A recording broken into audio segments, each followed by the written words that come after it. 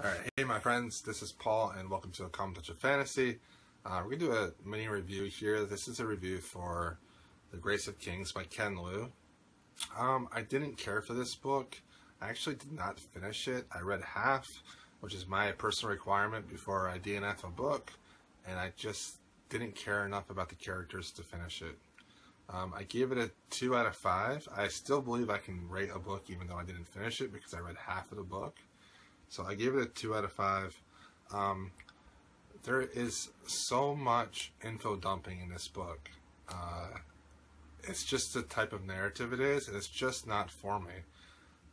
It's like the Game of Thrones, all 5 books, and then they decide to, in the first book, they give you every territory and every king, every queen, every prince, and every territory.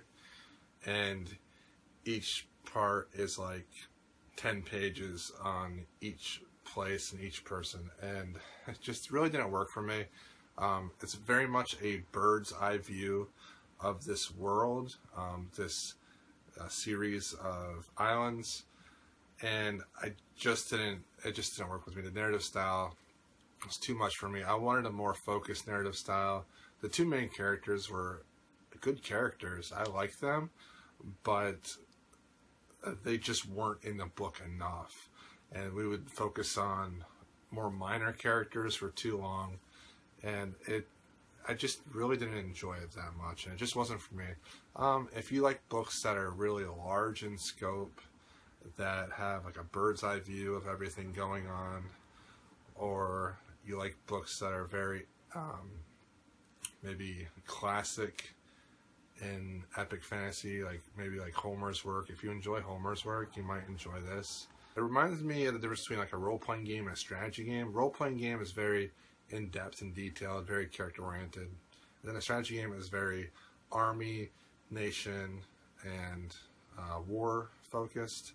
And I think that's kind of what Ken Liu's book is like. It's very focused on the main characters, like the princes, the kings, the queens, and then their territories versus another territory. So that's kind of how I thought of it. And to me, it's more like a documentary on something that already happened. Like the writing style reminded me of a documentary of like Japan or a documentary of China. It's like going through the different stages and ages and different rulers and kingdoms. And that's really what it reminded me of. It read a lot like a history book.